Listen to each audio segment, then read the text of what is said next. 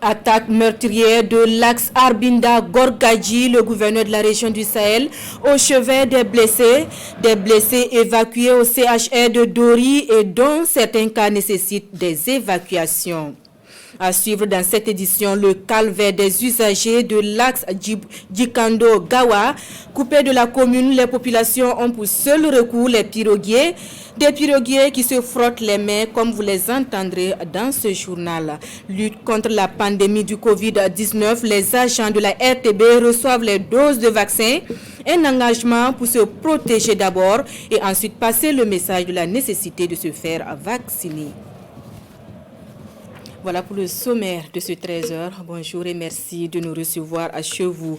Le gouverneur de la région du Sahel était ce matin au centre hospitalier régional de Dori où sont évacués les blessés de l'attaque d'hier contre le convoi militaire et civil sur l'axe Arbinda-Gorgadji. Si le pronostic vital de certains blessés n'est pas engagé, certains cas nécessitent une évacuation sur Ouagadougou selon les médecins soignants. Le film de la visite avec Bourema Kane et Pini Diegnanou.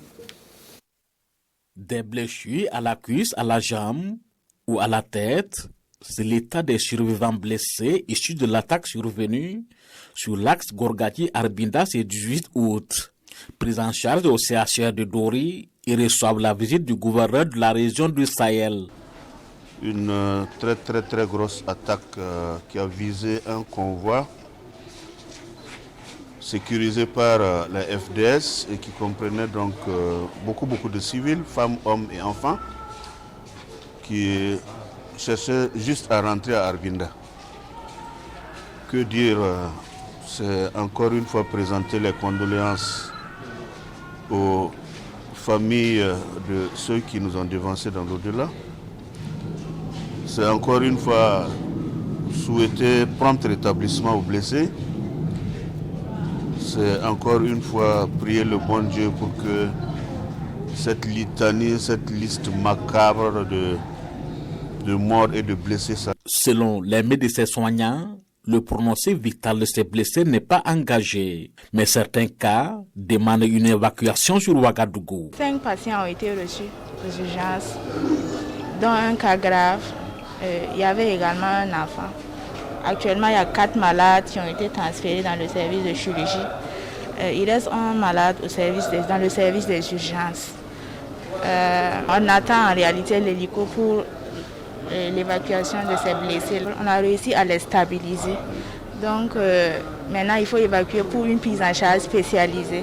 Selon les sources officielles, 14 forces de défense et de sécurité, 3 volontaires pour la défense de la patrie et une trentaine de civils seraient tués dans cette attaque. Tous nos voeux de prompt rétablissement à ces blessés. Retour à Ouagadougou où l'Office national de l'eau et de l'assainissement et la Chambre des métiers de l'artisanat du Burkina, désormais unis par une convention. Cette union matérialisée hier est le fruit d'un long processus de négociation. Elle devrait être profitable à l'essor de l'artisanat burkinabé. Images et commentaires de la signature de convention avec Paul-David Bambara et Sébastien Zongo. Par ces signatures, l'Office national de l'eau et de l'assainissement et la Chambre des métiers de l'artisanat du Burkina marquent le démarrage officiel d'une collaboration qui sera fructueuse selon les deux parties. Un partenariat qui permettra de soutenir les efforts de l'ONEA dans l'accomplissement de ses missions en matière d'infrastructures sanitaires au profit des populations. Nous allons travailler à former les artisans pour les permettre d'avoir les compétences pour pouvoir nous appuyer dans les métiers de l'eau et de l'assainissement. Nous allons les accompagner en leur donnant les formations nécessaires. Dans la pratique, ce partenariat passe aussi par l'encadrement et le renforcement des capacités des artisans pour une meilleure intervention dans le secteur de l'eau et de l'assainissement. Nous attendons réellement de la concrétisation de l'engagement des deux parties, qui est notamment le renforcement des capacités de nos acteurs et la passation des marchés publics de l'ONEA avec nos agents. Et également, nous aussi, au niveau de la Chambre des métiers, nous allons nous mettre à la disposition de l'ONEA pour l'accompagner pour l'accomplissement de sa mission sur tout l'étendue du territoire. Les fruits de cette collaboration ONEA-CEMABF viennent renforcer les efforts du gouvernement en matière de création d'emplois selon la ministre déléguée de l'Artisanat.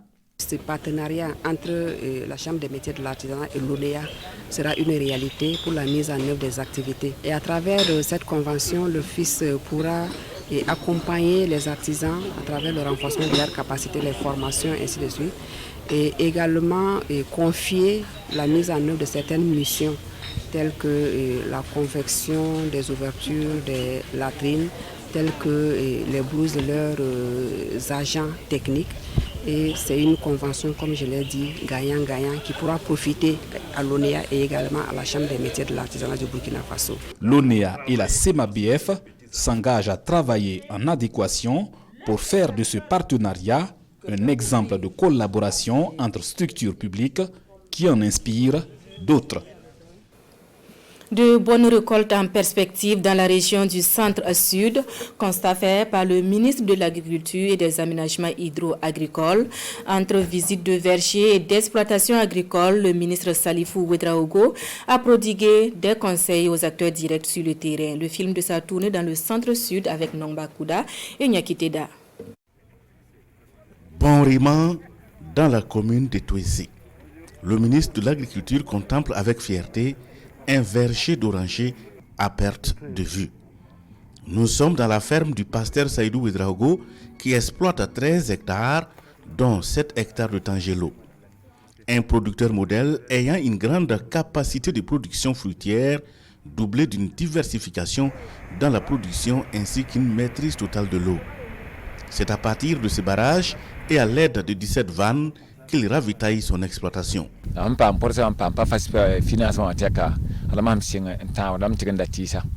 Depuis que j'ai bénéficié de l'appui du projet PAFASP, j'ai acheté 700 plants à plus de 800 000 francs. J'ai invité les villageois à m'aider à creuser les trous. Ces derniers ne croyaient pas à la survie et à la production de ces orangers. Et voilà, ma plantation existe depuis maintenant 12 ans. Le pasteur emploie près de 80 personnes avec un bénéfice saisonnier d'environ 41 millions de francs CFA. Un bel exemple, dit le ministre avant de mettre le cap sur le bas-fond risicole de Bakago dans la commune de Nobéré. 92 producteurs, dont 88 femmes, exploitent le site.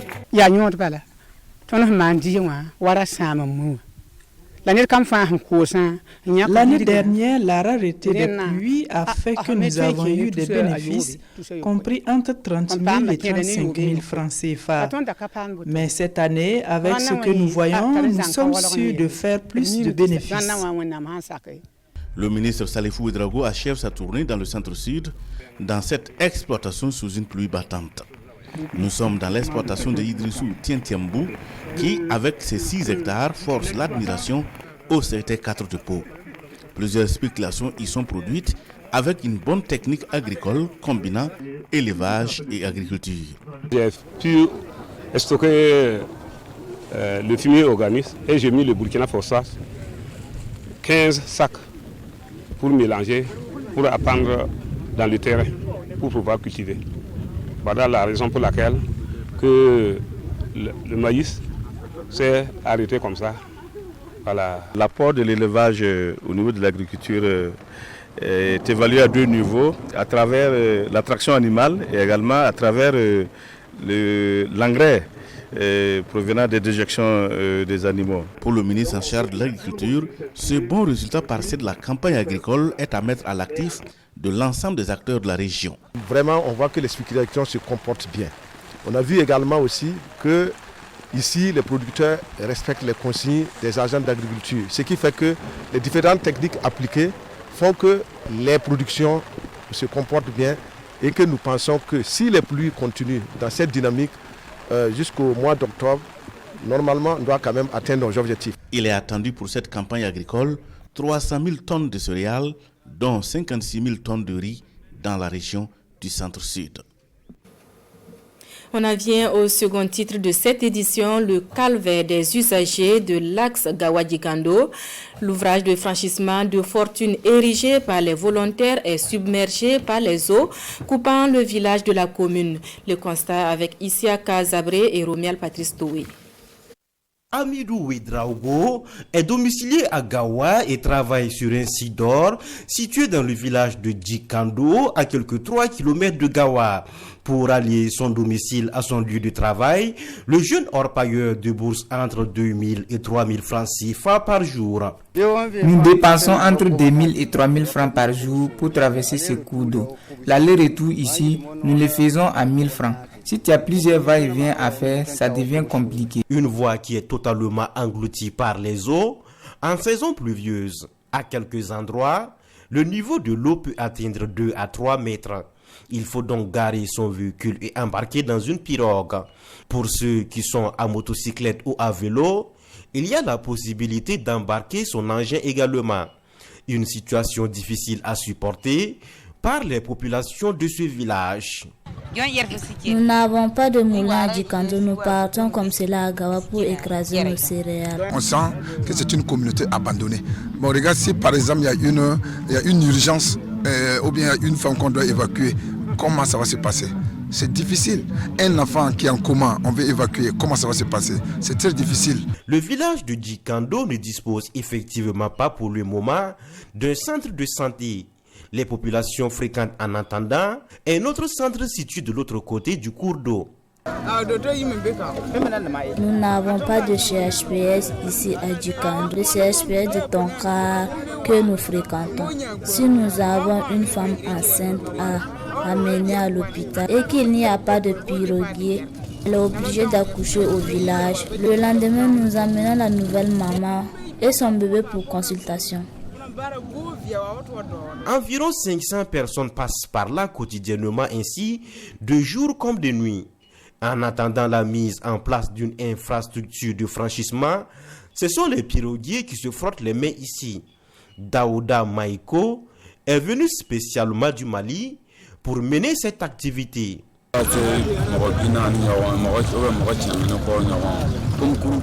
Par jour, je peux faire passer entre 40 et 100 personnes. On peut avoir environ 20 000 francs par jour. Les populations de Djikando ont donc le regard tourné vers les autorités communales et nationales pour juguler ce manque d'infrastructures. Et aussi ont le regard tourné vers l'État pour améliorer leurs conditions de vie. Eux, ce sont les jeunes opérateurs économiques qui disent être à bout de souffle. La pandémie du Covid-19 a plombé leurs activités. Ils ont donné de la voix hier à Ouagadougou. La conférence de presse est suivie pour nous par Bernard Kombelem et Sekou Zongo. L'Union des jeunes opérateurs économiques du Burkina égrène les difficultés vécues par le secteur privé, surtout les commerçants. Face à la presse, les conférenciers disent attendre toujours le soutien des autorités pour faire face aux impacts du Covid-19 sur leurs activités. Incapacité d'honorer le paiement mensuel des loyers, reprise difficile de leurs activités, hausse des prix des produits de grande consommation, voici autant de difficultés rencontrées par les commerçants, selon le président de l'Union. Pourtant, plusieurs milliards de francs CFA ont été mobilisés par l'État burkinabé pour accompagner les mesures sociales et soutenir la relance économique suite à la crise liée à la maladie à coronavirus. À cette précision des journalistes, voilà la réponse qui est apportée par l'Union des jeunes opérateurs économiques du Burkina. Si vous avez l'exemple de quelqu'un, un commerçant, donnez-nous le nom de ce monsieur-là pour dire que non, au cours des financements, il y a tant et tant qui a eu de l'argent. Pourquoi pas aller auprès de ce monsieur? Nous avons des membres. Voilà les femmes qui sont assises. Ils ont poursuivi. Est-ce qu'ils ont eu? Il n'y a pas eu de suite. Nous aussi, on a entendu comme ce que vous avez dit. On ne peut pas vous dire que tout cet ensemble-là, ils sont assis et il n'y a pas quelqu'un qui a postulé. Effectivement, nous avons postulé, mais il n'y a pas eu de bien de cause. Donc c'est pour cela qu'on profite de cette conférence pour relancer effectivement que dans le Covid, l'accompagnement du Covid-19, là, il y a des commerçants qui n'ont rien eu et qui sont dans le problème. Cette sortie vise à interpeller l'autorité au plus haut niveau, le président du Faso, sur la situation que vivent les commerçants du Burkina Faso, selon les conférenciers. L'Union des jeunes opérateurs économiques du Burkina souhaite par ailleurs rencontrer le chef de l'État pour exposer leurs difficultés. Contre le coronavirus, les agents de la nationale de l'image et du son reçoivent depuis ce matin leur dose de vaccin, une opération rendue possible grâce à la mutuelle des travailleurs de la RTB et le ministère de la Santé. Le reportage de Adama Guiti et Issia Kanana. Les agents de la radio-télévision du Burkina, RTB, engagés contre le Covid-19. Une dynamique manifestée à travers cette opération de vaccination. Tour à tour, chacun reçoit sa dose de vaccin Johnson & Johnson ou AstraZeneca. Et nous, en tant que journalistes, on doit donner l'exemple. Nous voyageons très souvent, nous sommes dans des milieux très souvent pour faire des reportages, nous sommes au contact des populations. Il est bon que nous puissions nous faire vacciner. Et c'est libre. Ici, on a la chance aujourd'hui d'avoir le moyen de se prémunir contre cette maladie-là. Je pense qu'il n'y a pas lieu d'hésiter. Aujourd'hui, nous avons eu l'opportunité, avec cette opération menée dans nos locaux, on n'allait pas donc, en tout cas, passer à côté de cette opportunité-là. On est venu se faire vacciner. J'encourage les autres à faire comme ce que je viens de faire tout à l'heure. Parce que c'est par ce seul moyen qu'on va bouter hors cette pandémie du Burkina et peut-être même de partout dans le monde. Pour s'assurer du bon déroulement de l'opération, le ministre de la Santé a effectué le déplacement de la télévision nationale. Professeur Chaïman Ouedraogo est là pour encourager les agents qui se prêtent à l'exercice et rappeler à tous le bien fondé de la vaccination. Voir les femmes et hommes des médias qui s'engagent avec leur famille et leur entourage, cela est très important. Le fait d'être vacciné permet de réduire l'incidence de la maladie et des formes graves. Ça, c'est important à retenir. Et ça justifie que le Burkina s'aligne pour lutter contre la Covid en utilisant la vaccination. Donc, votre engagement aujourd'hui est à féliciter. Et en collaboration encore avec la direction régionale de la santé, on a eu quelques doses qu'on va déposer à notre infirmerie ici. Ceux-là, les résiduels qui n'ont pas encore eu le vaccin pourront encore passer ici à l'infirmerie de la RTB pour prendre le vaccin. C'est encore donc pour montrer aux yeux de tout le monde que le vaccin est disponible et c'est toujours possible de se vacciner pour s'immuniser contre la Covid-19. Pour cette opération qui se déroule en une journée, au moins 200 doses de vaccins Johnson & Johnson et AstraZeneca sont disponibles. La vaccination sera élargie aux agents des services déconcentrés de la RTB dans les jours à venir, informe la mutuelle des travailleurs de la RTB, initiatrice de cette opération. Santé toujours et nous nous rendons dans la région de l'Est où plusieurs centres de santé sont restés fermés faute d'équipement.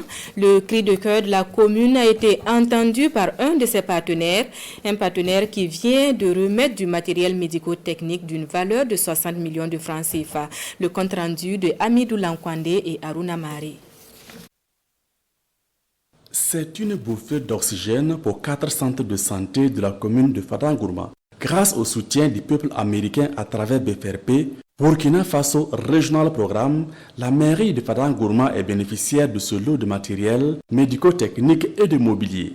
La commune, avec l'accompagnement de ses partenaires, a réalisé plusieurs infrastructures de santé et ces infrastructures avaient besoin donc d'équipement. Et nous avons sollicité et obtenu donc du partenaire BFRP qui a servi donc d'accompagner la commune de Fada dans l'acquisition donc de tout ce matériel pour une valeur de 66 millions. Ça va permettre donc d'équiper le centre médical du secteur 1, d'équiper les CSPS des secteurs 6, des 3 et du secteur 9. Appréciation technique du matériel, nous avons été associés dès la base. Donc ce que nous avons reçu ce soir, en tout cas, correspond à ce que nous avons souhaité avoir. Donc c'est un grand soulagement pour nous. À en croire le maire, le centre médical du secteur 1, qui doit couvrir l'un des plus grands secteurs de sa commune, est pratiquement prêt. L'eau et l'électricité qui font défaut jusque-là seront disponibles dans les prochains jours. Un ensemble de commodités qui doit permettre aux personnels soignants déjà connus de se mettre au travail d'ici début septembre, période envisagée pour l'ouverture technique du CSPS du secteur 1. hors de chez nous et incendie meurtrier en Algérie, le Maroc pointé du doigt. Pour Alger, il s'agit d'actes hostiles qui nécessitent la révision des relations avec le royaume chérifien. L'Algérie va revoir ses relations avec le Maroc. Le royaume est accusé d'être impliqué dans les incendies meurtriers qui ont ravagé le pays la semaine dernière. La décision a été prise lors d'une réunion extraordinaire du Haut Conseil de sécurité algérien, en présence du président Abdelmejid Tebboune. Selon le communiqué de la présidence, les contrôles sécuritaires au niveau de la frontière entre les pays vont également être renforcés. Les autorités ont également accusé une organisation indépendantiste kabyle basée à Paris et le mouvement islamo-conservateur Rachad basé à Londres d'être à l'origine de départs de feu. Les deux mouvements sont considérés comme des organisations terroristes depuis le 18 mai par le gouvernement. Le Maroc fait également face à des incendies ravageurs. Il y a une semaine, 2 incendies ont détruit plus de 200 hectares de forêt sans faire de victimes à Chefchaouen. L'origine des départs de feu n'est pas encore connue, mais ils auraient été attisés par les fortes chaleurs et les vents puissants. Retour au Burkina où l'ouverture prochaine du procès de l'affaire Thomas Sankara est largement commentée par les journaux du jour. Des journaux qui ne passent pas sous silence les attaques meurtrières de ces dernières heures au Burkina Faso. La revue de presse de Vincent Kendrebeogo. Attaque terroriste sur l'axe Gorgadi-Arbinda, une nouvelle embuscade qui interroge notre politique de sécurité, écrit l'observateur Palga. Selon le journal, l'objectif des terroristes est clair: asphyxier la ville stratégique d'Arbinda, l'une des rares localités qui tient encore debout dans la zone et qui, jusque-là, survit grâce à l'action des FDS et des VDP. Et l'Obs de reposer les sempiternelles questions: s'agit-il d'un problème de motivation de la troupe, d'un problème d'équipement, d'un dysfonctionnement dans le renseignement opérationnel ou d'une faiblesse structurelle de la politique sécuritaire du pays? Le gouvernement doit impérativement apporter des réponses, ajoute le journal. Pas de trêve pluviale chez les terroristes, titre aujourd'hui au Faso à propos. Alors que la saison des pluies est à son point culminant, le Mali, le ministre du Burkina Faso sont constamment endeuillés par les groupes armés terroristes. Pour aujourd'hui au Faso, c'est la preuve que ces groupes, jadis limités dans leurs actions en cette période, ont franchi un palier. Et ces assauts sont aussi le signe qu'en dépit de la montée en puissance des armées, l'hydre terroriste continue à se déployer. Ouverture annoncée du procès sur l'affaire Thomas Sankara, enfin le bout du tunnel. Le pays se pose la question. Le 11 octobre 2021 restera gravé dans l'histoire selon le journal. 14 personnes sont poursuivies dans l'affaire, dont le président Blaise Compaoré, Yassine Kafando, Gilbert Diendéré ou encore Christophe Diebré, le signataire de l'acte de décès qui a conclu à la mort naturelle de Thomas Sankara. Beaucoup de choses vont manquer à ce procès pour faire connaître ce qui s'est réellement passé. Blaise Compaoré risque de manquer l'occasion de s'exprimer.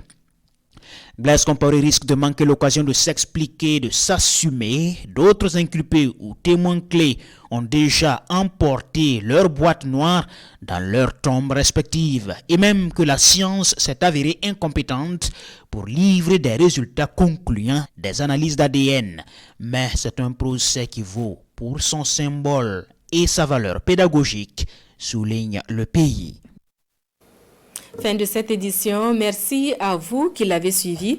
Dans quelques instants, l'actualité en langue nationale. Excellent après-midi en compagnie de nos programmes.